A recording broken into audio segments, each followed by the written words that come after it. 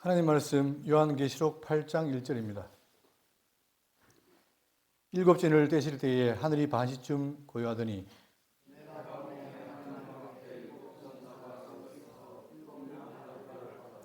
또 다른 천사가 와서 제단 곁에 서서 금향로를 가지고 많은 향을 받았으니 이는 모든 성도의 기도와 합하여 보좌 앞 금제단에 드리고자 함이라.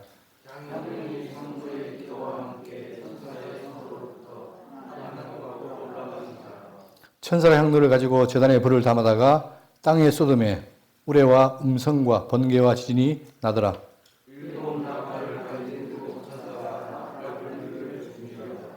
첫째 천사가 나팔을 부으니 피 섞인 우박과 불이 나와서 땅에 쏟아지매 땅의 3분의 1이 타버리고 수목의 3분의 1도 타버리고 각종 푸른 풀도 다 타버렸더라.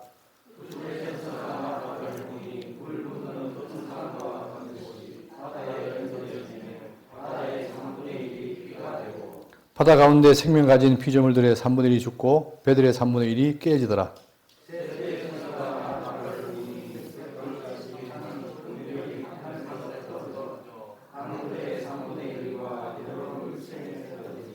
이 별의 이름은 쓴쑥이라. 물의 3분의 1이 쓴쑥이 되매 그 물이 쓴 물이 되므로 많은 사람이 죽더라.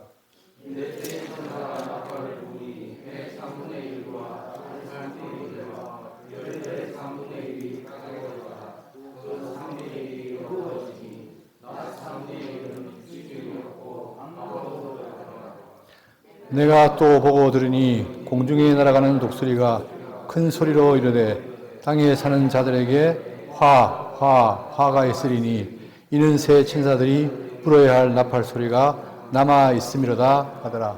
아멘. 제가 지금 두려운 마음으로 요한계시록 강론하고 있는데 그러다 보니까 이 모든 데이터가 다 거기에 집중되지요. 그런데 이번 주에 들은 소식이 뭐냐면은 일명 기쁘소식 선교회 아시죠? 구원파. 거기에서 이번 정권에 있어가지고 굉장히 같이 결탈했다 하는 게 보도됐어요. 이게 왜 제가 떠올랐냐면은 요한계시록에 뭐가 나오냐면은 여자가 붉은 입술을 탔다라는 말이 나옵니다. 다시 말하면 종교권세가 결국은 정치권세가 하나 된다는 것이 예언되어 있어요. 그러니까 우리 교회를 보시면 처음에 제가 어릴 때만 해도 교회가 어려웠잖아요. 작았고. 근데 이제 복음이 증거되고 커지니까 사람이 많아지니까 돈이 많아지고 힘이 생기고. 자, 그러면 뭐 할 것인가? 그거를 이웃에 나눠줘서 잘 되도록 하는 게 아니라 그렇게 하니까 됩니까? 사람 많고 돈 많으니까 이제는 뭘 생각합니까? 권력을 따지라는 거예요. 이것이 정통교단이든 간에, 이단이든 간에. 그냥 지금 신천이라든가 통일교 그리고 지금 구원파 이들이 왜 그러냐? 결국은 마지막에 뭡니까? 자기 힘을 통해서 권력 얻는 것이 바로 인간의 생리다. 이걸 지금 확인하면서 요한계시록이 정말 진리구나. 다시 한번 그거 느껴봤습니다. 오늘은 이제 일곱 나팔장을 할 텐데 지금 우리가 이 계시록에 대한 흐름을 보시면 자, 서론부터 해가지고 일곱 교회를 설명했고 그 다음에 자, 일곱 인을 떼었습니다. 지난번에 떼고 그 다음에 일곱 나팔과 대접 심판이 있는데 이게 다 심판 내용이죠. 그럴 때 이것은 뭐냐? 요한이 본 장차 될 일입니다. 요한 때로부터 장차 될 일, 미래 일을 말하고 있는 것입니다. 그랬을 때 일곱 인을 떼고 이제 나팔이 오는데 일곱 인과 나팔과 대접. 자, 그러면서 이 요한계시록의 흐름을 보시면 1절, 2절은 뭐냐? 1, 2절에는 폭풍전의 고요 같은 시간에 누가 있습니까? 일곱 천사가 나타납니다. 그리고 3절, 6절에는 뭐냐? 환란의 기폭제에 있는 금향로가 나타납니다. 금향로. 그다음 7절, 12절까지 뭐냐? 네 천사가 나팔을 받아요. 나팔을 받습니다. 그리고 13절에는 뭐냐? 공중에 독수리가 화를 외칩니다. 화. 이게 이 내용인데 이것은 뭐냐? 하나님의 심판의 모습이죠. 다시 말하면 예수 믿지 않고 하나님을 배반한 자들에 대한 공의의 심판입니다. 그게 있다는 거죠. 그래야만이 하나님의 그 전능성이 드러나는 거죠. 자, 본문입니다. 8장 1절에 일곱 진을 떼실 때에 하늘이 반시쯤 고요하더니 언제냐? 일곱 진을 뗄 때에 하늘이 반시쯤 고요하더라. 시점이 있잖아요. 그러니까 지난번에 1차 재앙이 뭐였냐? 일곱 인이었는데 그게 다 일곱 인이고 일곱째 인을 뗄 때 그때 고였다. 자, 여기 보시면 인을 뗐어요. 일곱째 인을 떼집니다. 떼졌을 때에 하늘이 고요한 거예요. 그러면 이 고요하다는 말은 뭐냐면 굉장히 지금 하나님께서 심판이 임하기 전에 긴장감을 말하는 거죠. 자, 그럴 때 인에서 이제 나팔로 가는데 지금 요한계시록을 대할 때 어려움이 뭐냐 이거예요. 여기서 잘 정리하십시오. 지금 인과 나팔과 대접이 이어집니다. 그런데 여기서 난제가 뭐냐면 계시록이 내용을 갖다가 인과 나팔과 대접이 이어져 있다. 다시 말하면 인 다음에 나팔이고 나팔 다음에 대접이 오는데 이것이 역사적으로 계속 이어지는 것이다. 이렇게 봅니다. 이렇게 본 사람도 있습니다. 그러나 그렇게 보면 안 돼요. 풀지 않아요. 어떻게 봐야 되느냐. 우리는 계속 얘기했지만 이런 형태입니다. 자, 인과 나팔과 대접이 순환 형식이에요. 다시 말하면 똑같은 기간에 요한이 본 그때로부터 주님 오실 그때까지의 이 역사 속에서 반복이 됩니다. 특징이 뭐냐면 이는 이 전체의 4분의 1이 재앙을 받아요. 제한적입니다. 재앙을 당하는데 심판을 당하는데 4분의 1만 당해요. 그러다가 나팔은 뭐냐? 3분의 1. 좀 더 많아지죠. 그리고 마지막에는 대접은 뭐냐? 전면적으로 심판한다는 게 나옵니다. 그러니까 이 인과 나팔과 대접은 뭐냐? 시간의 연속이 아니라 같은 시간 내에 이 사건을 반복적으로 더 깊이 들어간다. 이게 우리의 주장입니다. 자, 그리고 이럴 때에 고요한 그때의 2절입니다. 내가 봄에 하나님 앞에 7 천사가 서 있어 7 나팔을 받았더라. 자, 먼저 7 천사가 서 있습니다. 앞에. 그죠? 자, 요한이 봤는데 7 천사가 서 있어요. 근데 그들이 뭐 했느냐? 나팔을 받아요, 나팔. 자, 나팔을 받는데 이 나팔이라고 하는 것은 뭘 말하냐면 성경에 자, 구약 성경을 보시면 백성을 소집하거나 그 다음에 이스라엘 군대를 인도할 때 나팔을 봅니다. 또 왕의 대관식을 할 때도 불고. 그러니까 뭔가를 알림이 있을 때 하는 게 나팔이죠. 자, 신약에서는 그리스도의 재림과 또 하나님의 진노의 날을 알리는데 사용됐어요. 그러다 보니까 이 나팔은 뭐야? 기능이 있습니다. 뭘 알린다는 거죠. 자, 그런데 바로 이 7 천사가, 있던 7 천사가 다 각각 뭘 받습니까? 나팔을 받습니다. 그리고는 자기가 불 나팔의 내용이 있는 거예요. 그거를 지금 기록한 게 8장입니다. 자, 그리고 3절입니다. 또 다른 천사가 와서 제단 곁에 서서 금향로를 가지고 많은 향을 받았으니 이는 모든 성도의 기도와 합하여 보호자 앞 금제단에 드리고자 함이라. 자, 이 부분이 우리가 주의 기울여야 되는데 또 다른 천사가 와가지고 보니까 자, 제단 곁에 섰습니다. 섰는데 뭘 가지고 오느냐? 금향로를 갖고 왔어요. 금향로. 여러분 구약을 보시면 아시지만 구약 성전에 뭐가 있습니까? 성전에 떡산 등대 향이 있죠. 그 향은 바로 지성소와 성 사이에 그 막 사이에 있습니다. 앞에 있죠. 그래서 항상 그 향이 올라가야 되죠. 그죠? 그것처럼 지금 한 천사가 와가지고 있는데 뭐냐? 그가 자, 제단 곁에 서가지고 금향로를 가지고 많은 향을 받았는데 향도 있고 거기 뭐가 있습니까? 성도들의 기도가 있는 거예요. 우리는 기도에 대해서 오해를 많이 하지만 지금 기독교에는 많이 하지만 기도라는 것은 뭐냐? 기도는 만능이다. 다시 말하면 우리가 기도하면 다 들어준다. 이건 잘못된 거예요.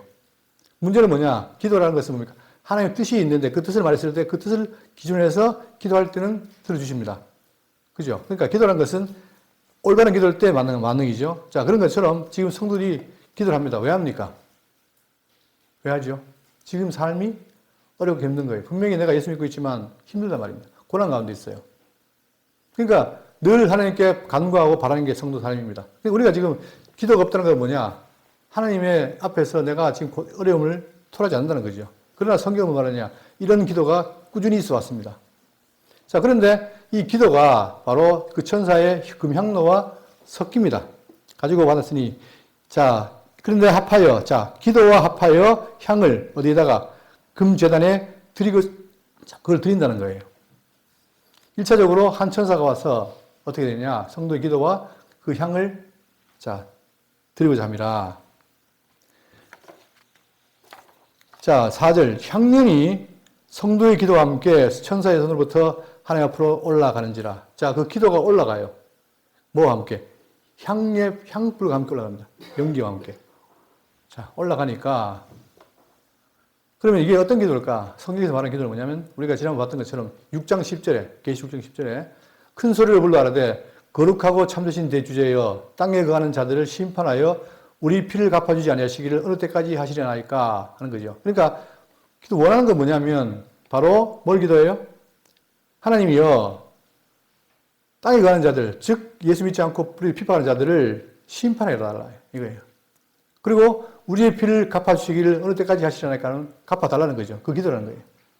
그러니까 이 기도가 지금 상달됩니다. 그러니까 결국 뭐냐, 그 기도에 응답으로 오는 것이 이제 저 심판인데, 우리는 내가 기도했기 때문에 응답하다는 게 아니에요. 원래 하나님께서 뭡니까? 심판이 되어 있는 것을 우리에게 알려주고, 우리는 그걸 기도하는 거예요. 그러면 그 이역에 대해서 시편의 13절 1절에 여호와여 어느 때까지니까 나를 영원히 잊으시나니까. 그러니까 우리는 뭘 바라느냐? 택한 백성으로서 너무나 핍박이 강하니까 이걸 기억하시라. 심판해달라는 기도한 거죠. 자, 하박국에도 내가 부르짖어도 주께 듣지 아니하시는 때가 어느 때까지입니까? 꼭 들어주십시오. 스가랴에도 언제까지 예루살렘과 유다 성읍들을 불쌍히 여기지 아니하시려나이까. 계속 그 기도인 거예요. 다른 게 아니고 내 잘못을 달달라 하는 기도가 아니라 하나님 뜻대로 심판해 주십시오. 누구를? 세상을. 누가복음도 나옵니다. 하물며 하나님께서 그 밤낮 부르짖는 택하신 자들의 원한을 풀어주시지 아니하시겠느냐. 그들이 오래 참으시겠냐. 반드시 심판하신다는 것을 말하는 거죠. 그러니까 그걸 따라서 기도한 것을 지금 보여주니까 전천사가 어떻게 합니까? 그 기도를 가지고 올라간 거예요. 올라가니까 어떻게 되느냐. 5절에 천사 향로를 가지고 제단에 불을 담아다가 땅에 쏟으며, 자, 이 기도와 향료를 어떻게 합니까? 땅에 쏟습니다. 여기 있는 것처럼 이 향료와 기도를 쏟으니까 어떻게 되느냐. 이제 때가 됐다는 거죠. 때가 되어서 바로 뭐냐. 하나님의 응답이 있다는 겁니다. 그러니까 기도의 분량이 차고 이제 환란이 시작됐다. 결국은 뭐냐. 이 성도의 기도의 분량이 쏟아짐으로 이제 심판이 시작되는 거예요. 나팔 심판이. 그래서 뭐냐. 바로 이것이 어떤 경종을 울리는 징조였다. 그거죠. 자, 이렇게 쏟아지니까 그때부터 됩니까? 심판이 시작되는 거예요. 자, 그러면서 소돔에 우레와 음성과 번개가 진이 나더라. 이게 뭐죠? 여러분, 이 출애굽기도 마찬가지고 하나님이 임하실 때, 임재하실 때 뭡니까? 우레, 음성, 번개진. 이게 바로 응답이에요. 내가 그 기도를 들어주겠다 하는 응답이죠. 근데 그 기도에 대한 응답이 뭐냐? 재앙이라는 겁니다. 어떤 재앙? 나팔 재앙. 6절에 나팔을 가진 7 천사가 나팔 불기를 준비하더라. 준비하면서 하는데 이어서 뭐가 나오냐면, 자, 자연계에 임하는 4개의 나팔이 있습니다. 이게 재앙인데 자연계임이에요. 그 다음, 나중에 나오는 9장에는 뭐가 나옵니까? 화의 두 번째가 뭡니까? 인간에게 오는 화가 있어요. 그걸 이제 뒤에 나오는데, 자, 그러니까 이것은 뭐냐? 땅과 바다와 강과 우주에 오는 심판을 알려주는 거예요. 그런데 전체가 아니라 얼마요? 지금 8장에는 계속 반복되는 말이 있습니다. 몇 분의 몇? 3분의 1. 3분의 1만 심판한다는 거예요.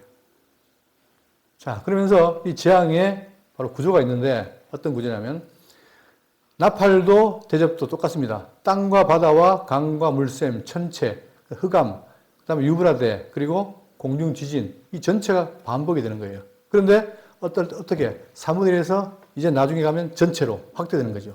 그러니까 이것을, 자, 이는 4분의 1, 나팔은 3분의 1, 그리고 대접은 전체. 이렇게 해서 그 심판이 확대되어 나갑니다. 완벽하게. 7절입니다. 첫째 천사가 나팔을 부니 피 섞인 우박과 불이 나와서 땅에 쏟아지매 땅의 3분의 2이 타버리고 수목의 3분의 1도 타버리고 각종 푸른 풀도 타버렸더라. 지금 강조하는 게 뭐냐? 3분의 1이에요. 이게 나오죠. 자, 이 지금 3분의 1을 우리가 깊이 알아야 되는 게 뭐냐면 나팔 재앙이 1번과 4번, 넷째 나팔까지는 공통적으로 3분의 1입니다. 그죠? 이게 헬라어로 토트리톤 해가지고 3분의 1을 말하는 거예요. 자, 그런데 그 3분의 1은 뭘 말하냐면 나머지 3분의 2에 대한 내용이 있습니다. 3분의 1은 심판을 당합니다. 그러니까 재앙을 입죠. 그러나 나머지 3분의 1은 뭐냐? 이들에게 기회가 있는 거예요. 보존과 긍휼, 회개의 기회를 주는 겁니다. 우리는 하나님께서 우리가 오해하는 게 뭐냐? 하나님이 작정했으니까 다 그냥 그 뜻대로 하신다. 그러니까 하나님은 자 계획대로 하시기 때문에 아무런 감정이 없고 그냥 하신 뜻대로 하시기 반다. 이게 생각하지만 그렇지 않습니다. 성경에는 하나님의 자비와 긍휼이 표현되어 있습니다. 그러니까 뭐를 지금 말하냐면은 이런 심판을 통해서 너희들은 뭐해라? 회개해라. 돌이켜라. 누구에게? 현재 믿지 않는 자들에게. 그런 기회를 주는 거예요. 자, 3분의 1을 보존하신 이유가 뭐냐면은 보세요. 출애굽기 34장 6절에 여호와께서 그의 앞으로 지나시며 선포하시되 여호와라 여호와라 자비롭고 은혜롭고 노하기를 더디하고 인자와 진실이 많은 하나님이라. 하나님 어떤 분이냐? 인자와 진실이 많은 분이에요. 그러니까 인간이 타락해서 죽기를 바라지 않습니다. 그렇지 않고 그들이 뭐예요? 다 돌이키기를 원해요. 문제는 뭡니까? 인간이 안 돌이키니까 마음이 굳고 하니까 문제지 결국 하나님의 마음은 뭐냐면 돌이키기를 원하는 거예요. 시편 103편 8절도 여호와는 긍휼이 많으시고 은혜로우시며 노하기를 더디하시고 인자하심이 풍부하시도다. 이게 하나님입니다. 하나님은 인자가 풍부한 분이에요. 그러니까 지금 이 3분의 1의 심판을 보고 너희들이 돌이켜라 이거예요.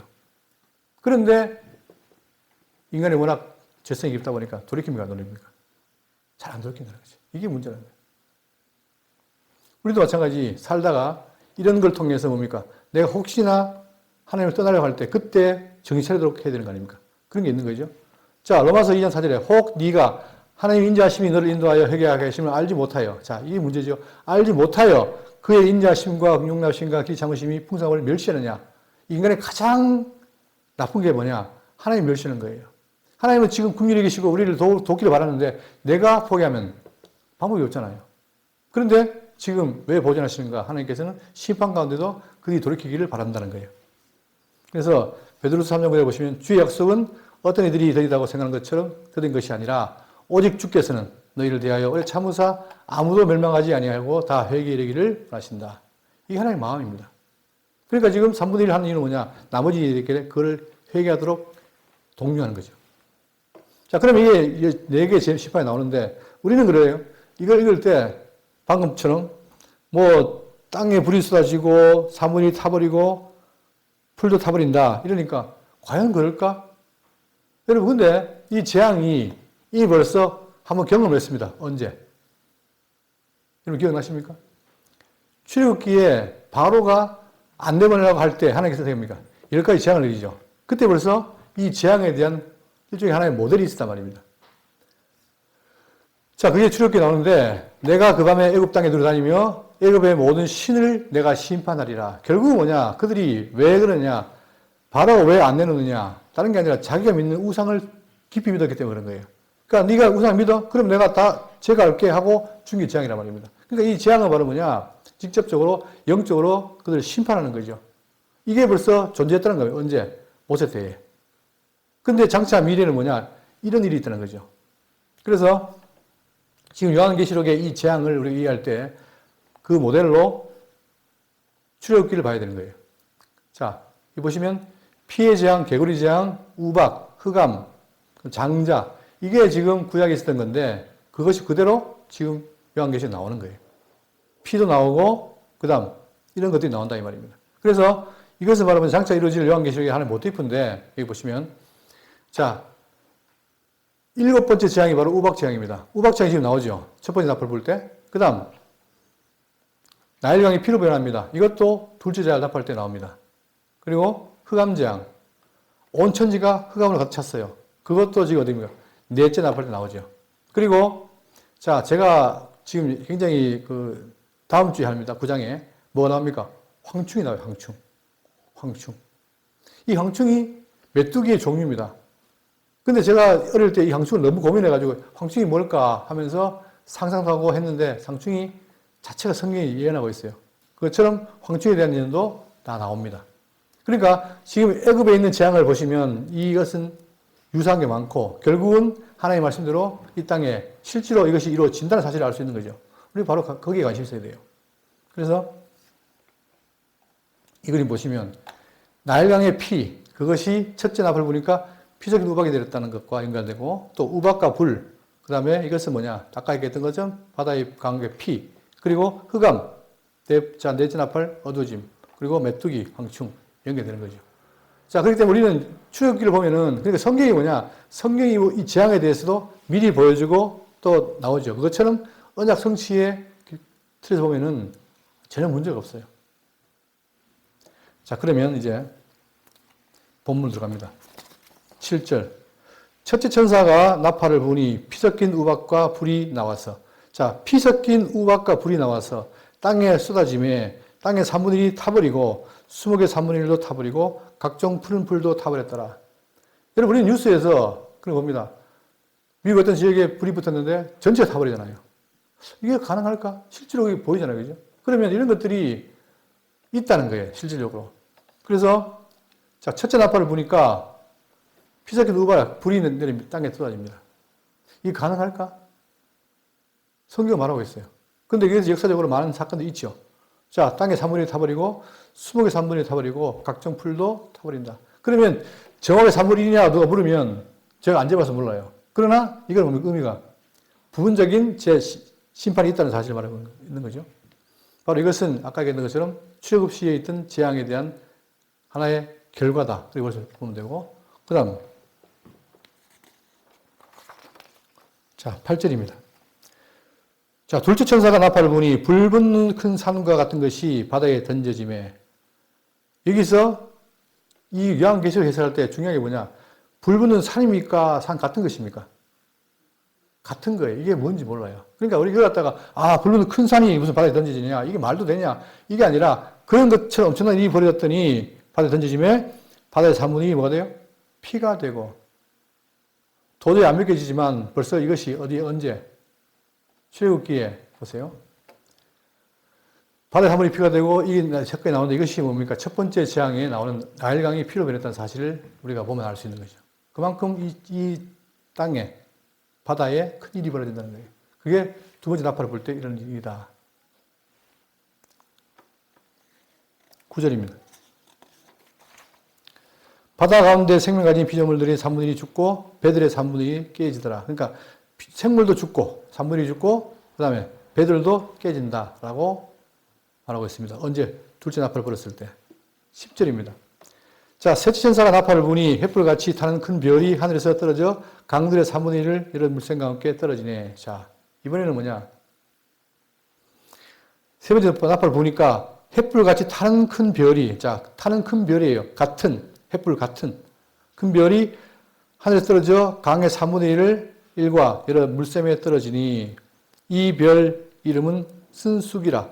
물의 3분의 1이 쓴쑥이 되매 그 물이 쓴 물이 되므로 많은 사람이 죽더라. 어떤 사람은 이것을 체르노빌 사건하고도 연결시킵니다. 자, 문제는 뭐냐면 이런 것이 나팔을 불 때 일어난다는 거예요. 3분의 1의 타격이 있다는 거죠. 또 사람은 죽고. 자, 그러니까 이걸 지금 이게 뭐냐라고 저한테 물으신다면 저도 답이 없어요. 문제는 하나님의 말씀대로 이루어진다는 거예요. 자, 그 다음 네 번째. 12절입니다. 자, 넷째 천사가 나팔을 부니 해 3분의 1과 달 3분의 1과 별들의 3분의 1이 타격을 받아 그 3분의 1이 어두워지니 낮 3분의 1은 비추임이 없고 밤도 그러하더라. 이제는 전체의 변화가 생깁니다.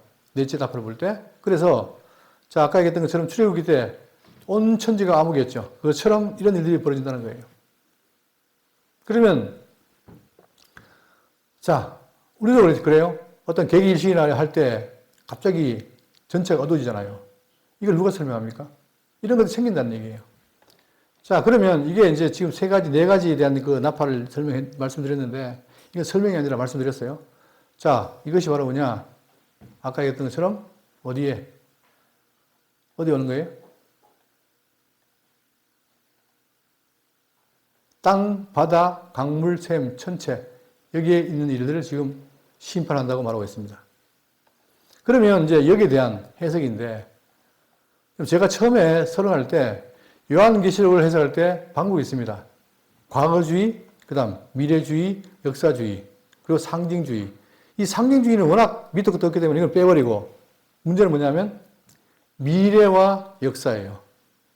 과거는 바로 이 모든 사건이 예수님 때, 다시 말하면 예루살렘 멸망할 때 끝났기 때문에 그건 우리가 제껴놓고, 우리는 뭐냐? 역사적인 관점인데, 이거 보십시오.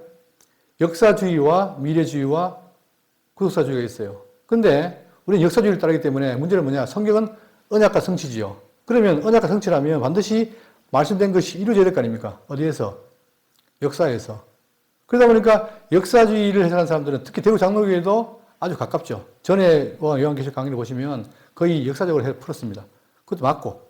그렇기 때문에 역사주의가 있는데 제가 예를 듭니다. 역사주의 해석은 바로 어떤 것이냐면, 자, 예입니다. 예. 이게 맞다 틀리다 말하는 게 예입니다. 여기 보시면 역사주의의 관점에서 어떻게 해석하느냐. 첫째, 둘째, 넷째 나팔을 불었을 때에 이 전체가 뭐냐. 서로마 제국의 몰락을 보는 거예요. 지금 여러분, 우리가 지금 성경을 볼 때 다니엘이 짐승이 나오죠. 네 짐승. 첫 번째가 사자. 그 다음 뭐죠? 곰. 그 다음 표범. 무슨 짐승? 이게 뭡니까? 바벨론. 그 다음 파사, 헬라, 로마잖아요. 그러니까 지금 이 다니엘도 보면은 이 모든 세상이 뭐냐, 짐승건사래에 하나님 나라가 임할 걸 얘기해요. 연결되죠. 그러니까 이것처럼 요한계시록도 뭐냐, 달아서 요한계시록은 언제냐, 이 짐승건사 가운데 무슨 짐승? 로마 시대에 있는 일이에요. 그러다 보니까 이것이 연결되는 거예요. 그래서 역사에서는 뭐냐, 바로 이 로마 제국의 몰락을 네 나팔로 보는 거예요. 그래서 첫 번째 나팔은 뭐냐, 고트족의 침공. 고트족의 침공에서 자, 이제 이게 로마가 타격을 입고, 그 다음에 둘째 나팔은 뭐냐, 반달족의 아프리카 및 해상 장악으로 장악을 보는 겁니다. 이게 두 번째 바다에 던진 불붙는 산을 말하는 거예요. 세 번째, 훈족이 알프스 산을 공격해서 쓰게 된 그걸 말하고, 이것이 바로 강을 쓰게 한 쑥으로 보는 거예요. 네 번째 나팔이 뭐냐, 자, 오토 아케르가 침략해서 한 그 사건을 말합니다. 그래서 어쨌든 간에 지금 역사주의자들은 뭐냐, 이것을 로마 제국에 있을 이걸 말하고 있고, 결국은 이걸로 인해서 로마 제국이 몰락한다. 이걸 말합니다. 그러면 뒤에 나오는 화 세 가지는 뭐냐, 이어서 올 이슬람 세력을 말합니다. 이슬람 세력이 왜 중요하냐면, 여러분 지금 전 세계의 이슬람 인구가 얼마입니까? 어마어마하게 많죠. 그렇기 때문에 그들이 왜 그러면 그들을 따르냐, 그게 바로 거짓 선자 마호메트를 따라가는 거예요. 그만큼 이 이슬람은 뭐냐, 거짓 선자의 역할이 큰 것처럼 그렇게 되어 있습니다. 그러니까 지금 이슬람 세력도 뒤에 설명하고 있어요. 자, 이게 역사적인 관점에 하나 예를 들었습니다. 그러면 우리는 뭐냐, 우리도 이걸 역사로 보는 거예요. 그런데 여기 보시면 제가 지난번에 경계했던 게 뭐냐면, 성경을 볼 때에 문법, 역사, 신학 해석을 해야 되는데 그게 아니라 문자는 뭘 갖고 있다? 속에 의미가 있다. 그래서 어떻게 됩니까? 달리 보는 거예요. 제가 얘기 드렸죠? 오병이어는 뭐냐? 오는 모세오경이고 이어는 신구약이다.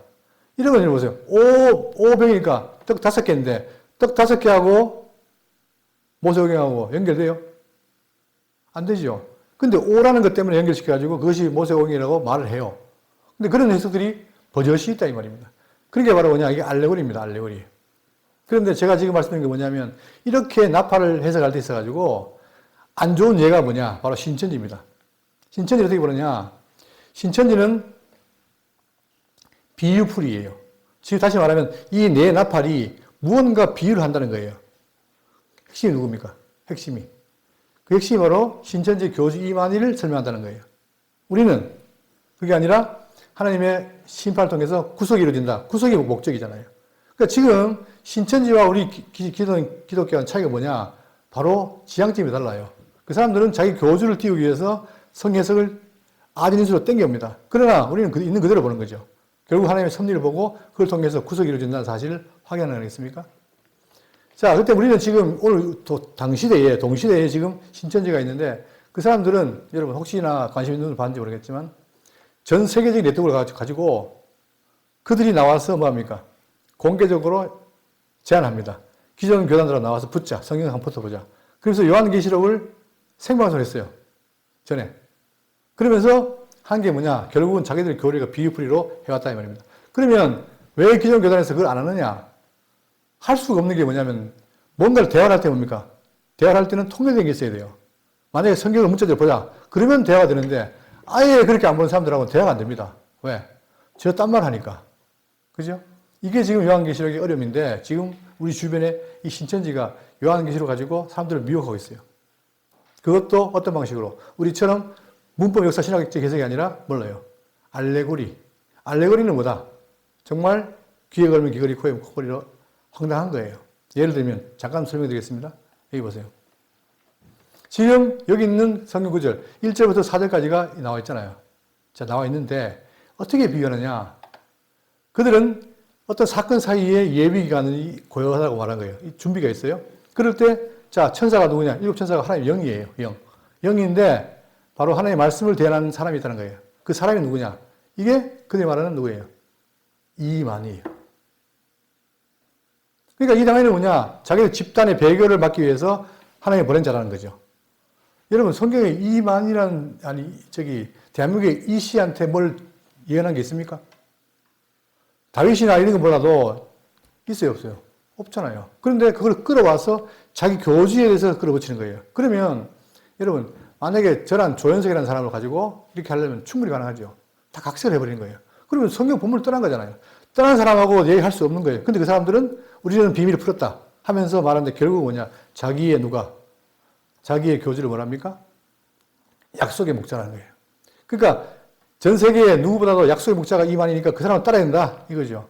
그러니까 성도가 교주에게 묻고 교주가 하나님께 그거에 답을 없는 그런 과정. 이게 바로 신천지가 말하고 있는 이 나팔 재앙의 핵심이라고 합니다.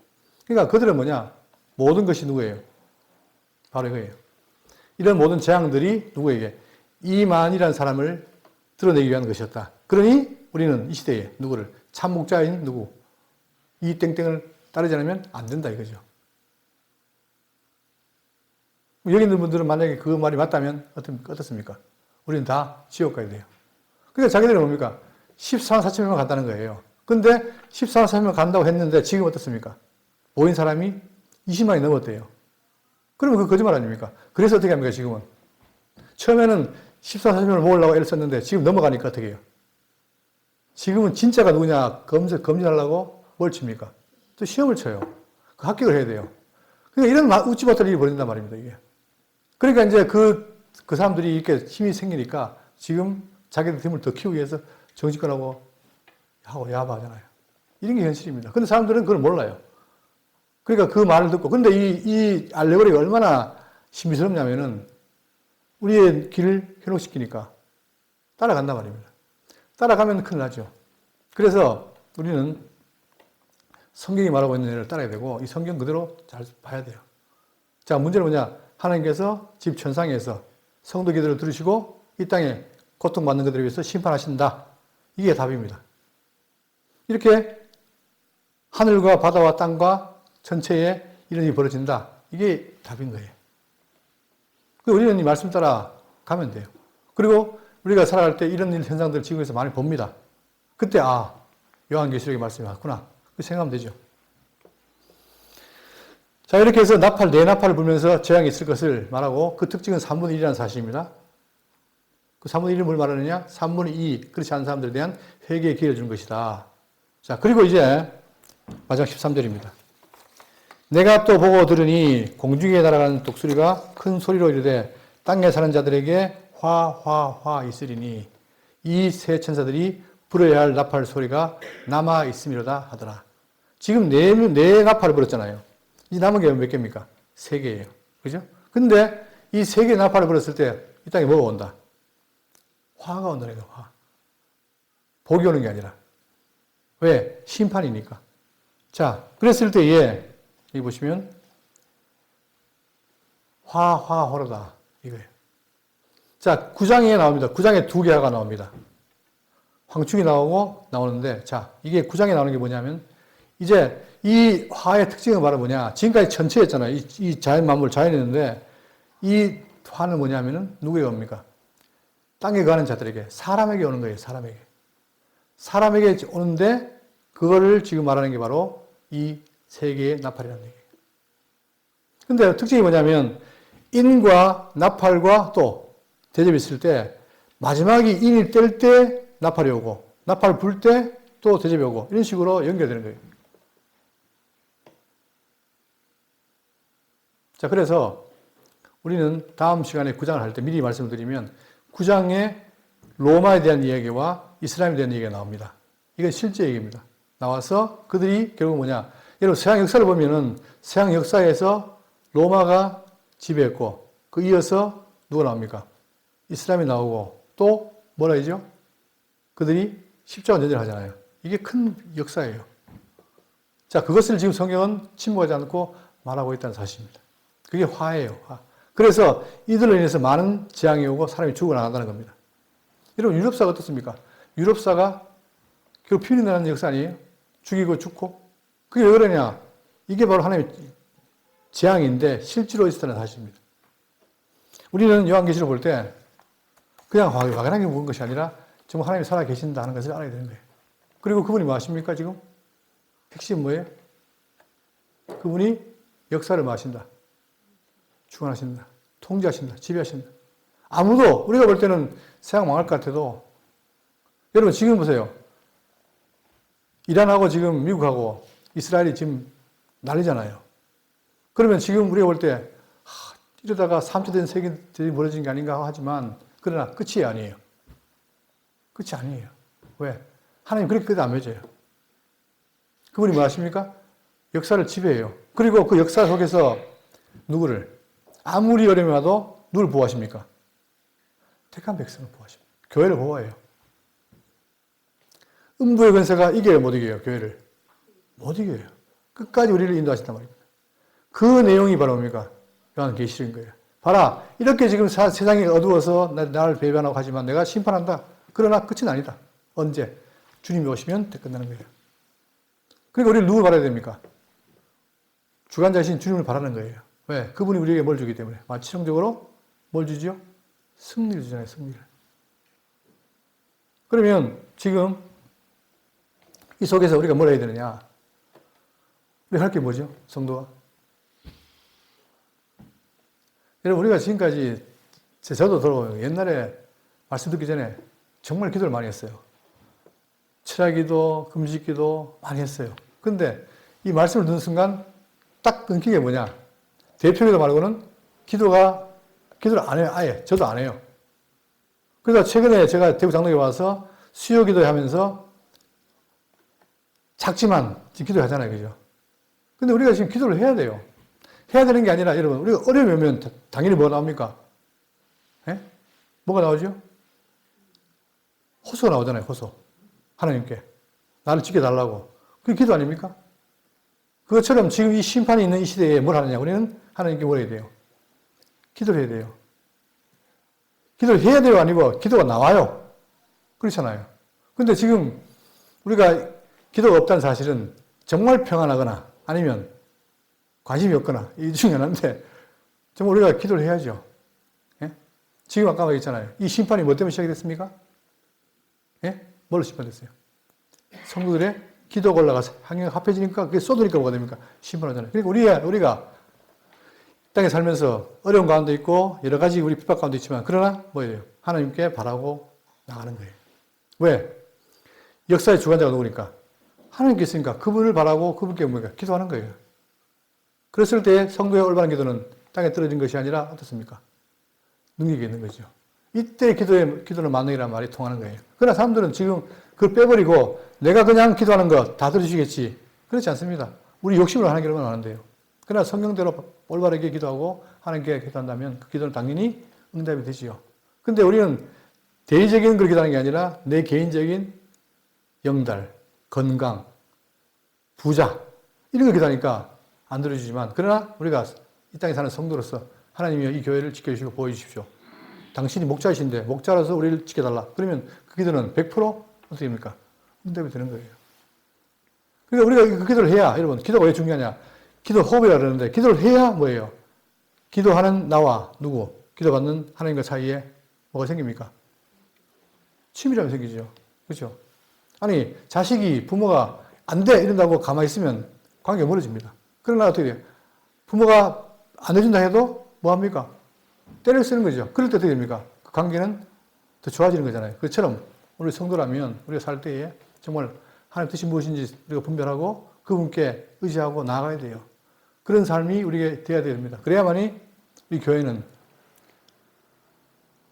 침체하고 죽은 게 아니라 살아내게 되는 거죠. 그러니까 여러분과 지금 요한계시록 통해서 이러한 환란이 있지만 이 환란은 우리와 관계 있어요? 없어요? 없어요. 그분은 우리에게 뭘 줍니까? 우리를 인도하시고 우리에게 보호와 그 다음에 승리를 준다는 사실. 이것이 바로 오늘 사는 우리에게 위로가 되기를 바라겠습니다.